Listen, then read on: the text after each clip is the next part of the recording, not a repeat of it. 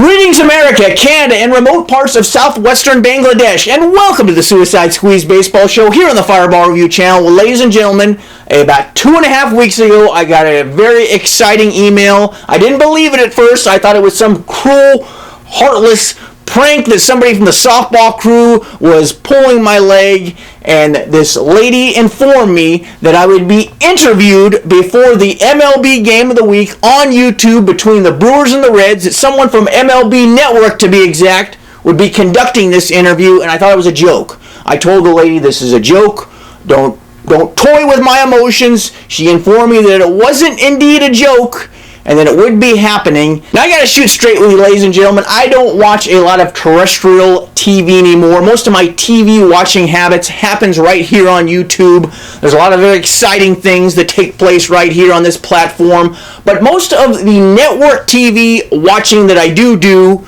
is with MLB Network, of course, and the Hallmark Channel. I've never been interviewed by the Hallmark Channel, but that's definitely something to shoot for in the future. But when I got the news that I'd be interviewed by the MLB Network, I was very excited. I've only been interviewed 3 times in my entire life. Once with MLB Network now. The second time was with the Rambler newspaper, my high school newspaper, when I was in cross country.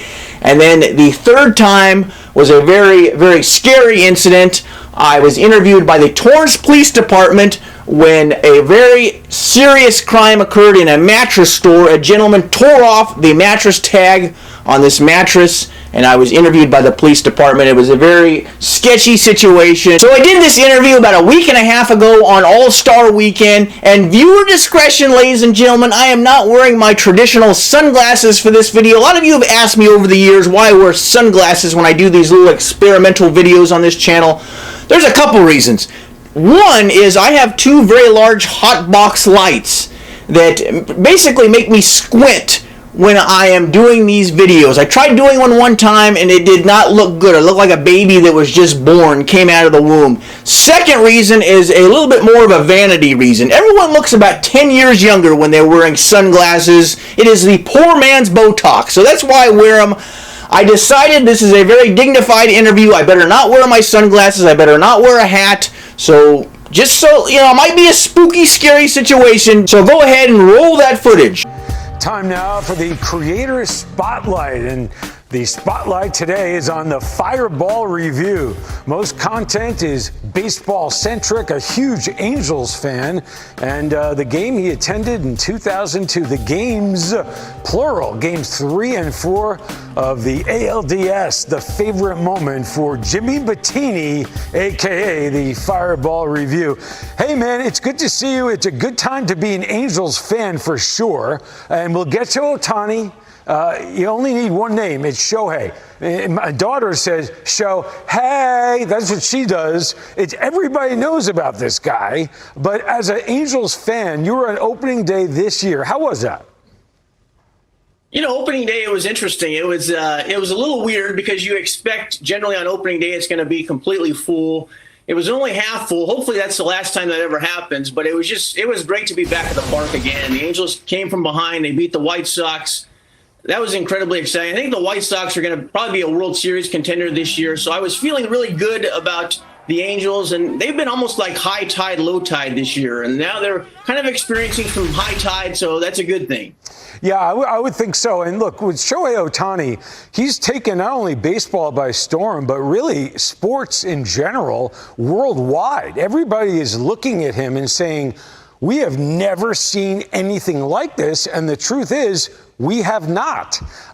In Denver at the All-Star game, as a fan, what would you like to see them do with him on the field, off the field? How do you want to see him used? Well, I think they're already doing it. I mean, he's going to pitch, he's going to hit, so that's really exciting. I know we talked a little bit before the interview about, you know, Mike Trout is probably the best player, one of the greatest players of all time, and he's not even the most exciting player on his own team. So that's pretty incredible when you think about it. That pretty much tells you everything you know about Shohei, really.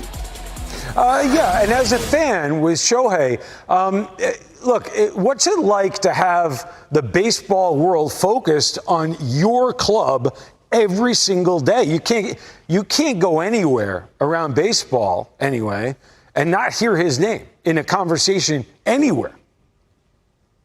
No, I mean, not anywhere. It's really incredible. I mean, I think the Angels really lucked out because they wanted him to pitch and hit. Everyone else was just wanted him to focus in on the pitching, if I remember correctly. And the Angels just stepped in and said, "Yeah, you can do whatever you want to do," and it's worked out for us. It's been really exciting. I just wish we could get some pitching, Matt. That's the thing we're really missing right now, outside of Shohei. Yeah, well, trade deadline coming up at the end of the month. So you could have been the next Shohei when you tried out for the Angels, or part of a tryout anyway. Tell us about that. What was it, back in 2016, I believe?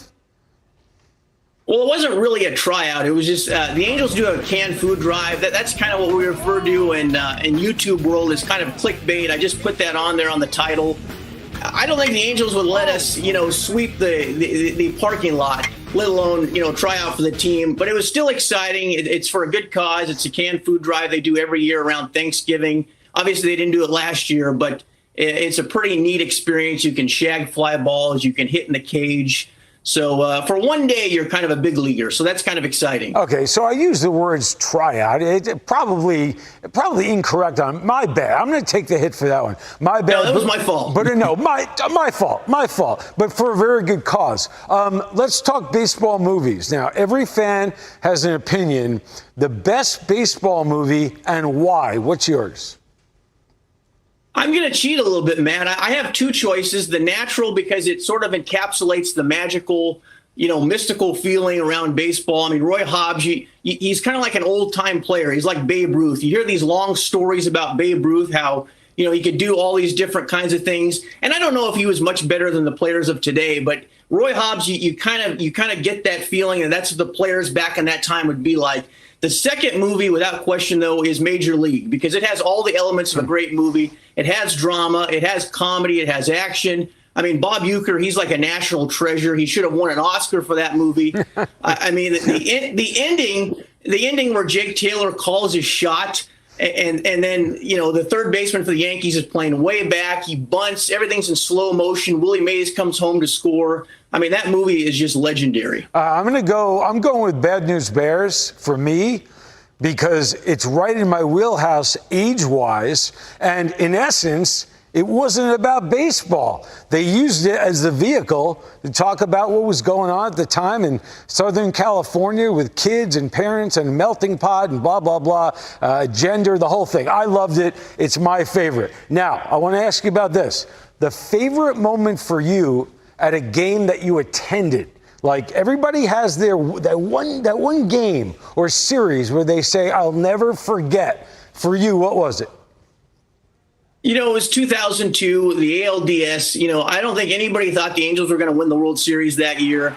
They played the Yankees. This was the Yankees, when they were at the height of their powers with Jeter, and Torre was the manager, Andy Pettitte, Mariano was there. And, they came in there, they won game 3 coming from behind. It was an incredible game. And then game 4, they came out and just absolutely jumped on David Wells. I've never heard Angels Stadium that loud. We get kind of a bad reputation out here for being kind of a soft crowd. That day, my ears rang, Matt, for like 3 days after that. It was the most amazing thing ever. I do remember that, and I do remember how loud it was. And they obviously went on to win the whole thing in 2002 in 7 games against San Fran. All right, so we're going to check out Fireball Review. Jimmy, we thank you so much. Thanks a lot, man. Appreciate it. You got it. So I hope you guys enjoyed that video. Thanks again to YouTube and Major League Baseball and, of course, the MLB Network. It was a very exciting day for me. And as always, hit that dislike button if you like this video. Otherwise, see you next time. Toodles!